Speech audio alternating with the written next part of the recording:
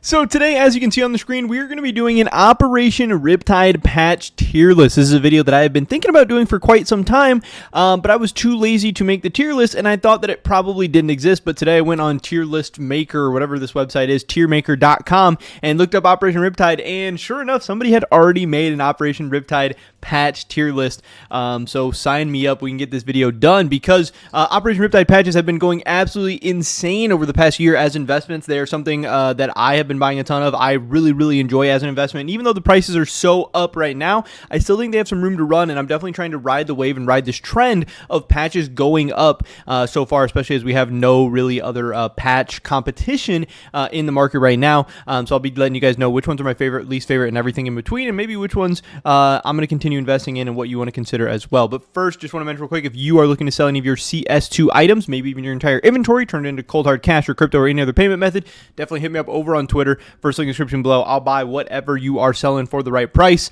All kinds of different stuff I've been buying here on the screen. And of course, by selling to me, you're helping support me, my channel, and my content. With that being said, let's get right into this. So let's start at the bottom. We'll be going in order, I guess. My least favorite Operation Riptide patch. Now, I will say, every single Operation Riptide patch, there's not that many patches in the game. I think we have the Operation Riptide patches, we have the Stockholm patches, and we have the skill group patches, and I think that's it. Oh no, there's some other patches because there's like the Howling Dawn and the Crown and stuff like that that's still being actively dropped. But for the good investment grade patches, those are kind of the three main groups so far.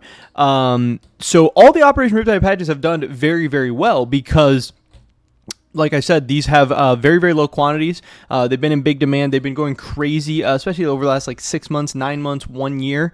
But so there hasn't been any bad Operation Riptide patches, and I don't really think going forward any of these will be too terrible. But obviously, when comparing them, there are still some that are worse than the other ones. And the one that is my least favorite is the El Pirata. I think this one's kind of ugly. I don't really think it looks good on agents. I'm not that interested in it. I don't think it looks cool. I don't think it looks interesting.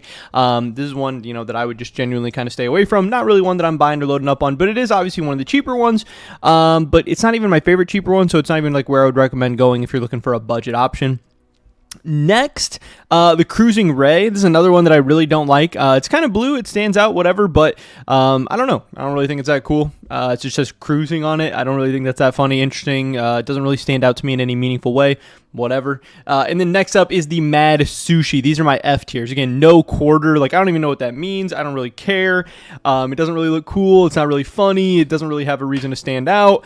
To me, it's a pretty shit patch. I think those are the F tier. Again, these ones, I'm pretty sure they all have had, multiple 100% gains over the past year. They've all been very good. But going forward in the future, they're not the ones that I think will have the most genuine demand. I also think they're the ones where if new patches come out and new competition enters the market, these ones will be hit the hardest. So that's really why I'm not as interested in them. Now, the C tier, these ones are only a little bit better. I wouldn't necessarily, be getting too excited about any of these either, but these ones, maybe have a little bit more potential. I think are a little bit cooler. We have the Giant Squid, I believe it's called. This one I think is at least a little bit interesting. I think it's cooler than all the other ones in F. All the ones in F have some random, words and stuff that I don't really care about. This is at least just the picture, and it's kind of cool. I don't know. It's okay. It's not great, not terrible, whatever. Next, this might be a little bit of a hot take, maybe the first hot take on the list. We have the Elder God, I believe this is called. To me, this one is not cool. I don't really like this one. I don't really think it's that attractive or, looks that good on agents or whatever. I know this one is a little bit more expensive, but to me, it just doesn't really do it. I mean, it's not one that I'm excited about. It's not one that I'm really interested in or care about or anything like that. So yeah, it's one that I'm genuinely staying away from. I believe it's probably a little bit overvalued, overpriced, whatever. So I'm definitely not willing to pay up for, ones that I don't really even like that much. I think that's all we have in the C tier right now. We might come back and add some more to it, whatever. I don't know. We'll take a look at that in a second. In the B tier, we have the Anchors Away. I actually really like this one. This is one of the ones that I was purchasing, and I've had some really good gains on the Anchors Away patch so far. I don't know. To me, it's just kind of clean, interesting, stands out in a good way. Doesn't really look, too crazy, over the top, ridiculous, anything like that. I don't think it's an amazing patch. I don't think it's going to have insane demand going forward in the future, but I just think it looks okay. Pretty clean. I like having these in my collection. Like I said, I've been buying a couple of these. I also want to throw the Death from Below patch in the B tier. I want to throw this in the lower B tier. This one I also think could go the top of C tier. Again, this one I think is at least a little bit more interesting. I do like the design with the mermaid girl on it or whatever's going on, with the serpent and the trident stuff. I like this as Death Below. I think it's kind of cool. This one's okay to me. This one's definitely not bad. Also, want to throw the Abandoned Hope here in the B tier. This one is one that I think has actually been doing pretty well lately. People do seem to really like this. I kind of like the black and red. It's a nice big circle. Looks good as a patch. You can see what's going on. I think people said it's like what used to be on like pirate ship flags or something like that. So it actually has some like iconic history and stuff like that going on. It's not my favorite. Again, there's another one that I would put in like low B tier, maybe high C tier, something like that. Not one that I'm loading up on, but one that I do think is actually pretty decent and pretty okay. So that's actually one that I do like a little bit. Finally, the last one in the B tier, this one I'd probably put at the top of B tier, is this Mealtime. I mean, it's a shark with some guns. I mean, what's not to like about that? I do think that is pretty cool. This one I could definitely put in the low A tier because it's probably a little bit cooler than all these. So I'm going to throw that one up there. I really, really like the Mealtime patch. Again, shark with red laser eyes, whatever's going on. It's got some AK, some guns, whatever. It's obviously a cool, funny, iconic patch. It's different. It's unique. It stands out in a good way.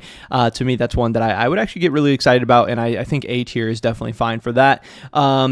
Little bit higher than it in the A tier. I believe this one's called the Aquatic Offensive. Obviously, you know, based on like Global Offensive, it's got like the CS2 style, but again, it's a cool looking badass shark. This one's holding a trident. You know, sharks with weapons. That's always going to be really cool. I think it's a funny patch. That one again is like a big, good size. It stands out. You can tell what it is. It doesn't have any words that are tiny or whatever. You know, some of these have words that are so small you're not even going to be able to read them when you apply them to the agents. You don't really care. That one, simple, clean. It's got some colors. It's got a design you can instantly recognize. I see it having really good demand in a good way. And again, that one's a little bit more expensive, I think, for good reason. The Aquatic Offensive is actually one that I really like a lot, and I think is going to do well going forward in the future. And I do like the idea of it being like the Global Offensive logo or whatever, but for a shark. Seems cool to me.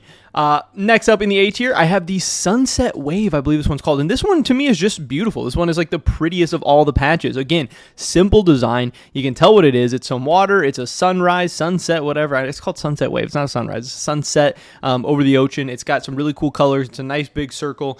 You can tell what's going on. It's easy. It's cool. It's recognizable. This is another one that I would be buying heavily because I do think it's going to do well going forward in the future. Again, a lot of these patches are kind of dark, like blacks and dark blues and stuff like that going on. But this one actually has some nice, bright, sharp colors, and I think that stands out in a very, very good way. Probably I'm putting these in what I think is the order of these as well. I would probably switch up Abandoned Hope and Death from Below, but I am putting these in what I think the order is for these. Maybe Elder God above Giant Squid as well. So I do have Sunset Wave above these two. I think Sunset Wave is the third best Operation Riptide patch. I think it's very, very good. Next, I would put Dead Men in the A tier. Dead Men is one that I really, really love. This is the one that I own the most of and have the most money in and stuff. To me, it's undervalued. I think it deserves to be the second most expensive Operation Riptide patch. I think it's very, very cool. I think it's very good. It's a skull and cross swords, like crossbones, whatever. You can put on Agent. You're going to recognize it. It looks cool. It's badass. It fits with the Operation Riptide theme very, very well. This thing says Dead Men Tell No Tales or something like that. It's got a cool name, cool design, simple, easy to understand. It's cool. It is a little bit more expensive. I was buying them for really cheap like about a year ago.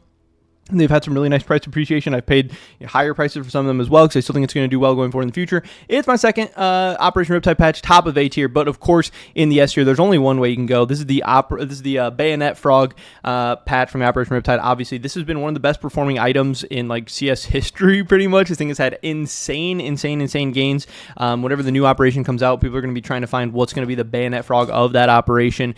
This is the patch of all patches. It's the patch to flex on people, to show people how much money you got, to show how cool your agent or your collection is or whatever. When people want to put high-end patches on agents, they're going to be going to the Bayonet Frog. That's going to help eat into the supply so much. Even though the prices are ridiculous and crazy, they've been ridiculous and crazy, and they just keep going up. There's really only one insane chase pull patch from the Operation Riptide collection, and that is the Bayonet Frog. If you have seen before as well, it does have a different design in like the Perfect World version of CS2 as well. I don't think it looks as cool, but I do love this, skeleton frog with a sword. It looks sick. I own a couple Bayonet Frog agents. I don't own an unapplied Bayonet Frog, but I hope to get my hands on one very soon. I've passed it up at so many better prices, which has definitely ended up being a bad decision. So hopefully I'll be able to get one for a good deal at some point in the future. But yeah, this is it, guys. This is my Operation Riptide patch. Again, I would be looking at this as, obviously, I want to hold patches that I do like and patches that I think will have good demand going forward in the future. But just because they're high up doesn't mean I'm going to buy them. Just because they're low down, I'm not going to buy buy them. I'm going to buy these according to the value that I find. You know, if the El Pirata is dirt cheap, I'm going to buy it. If the Bayonet Frog is way overpriced, I'm not going to buy it. But, you know, I'm using this as a gauge of like, these are the ones that I like more, these ones I like less, and these are kind of the order that I think they should be valued at overall. But again, I don't think you can really go wrong with any Operation Riptide patches, at least in the short and medium term, because there's just no other patch competition out there, and people are liking patches and applied agents more and more and more. But that's pretty much it for this video today, guys. Hopefully I catch you in the next one. Until then, peace.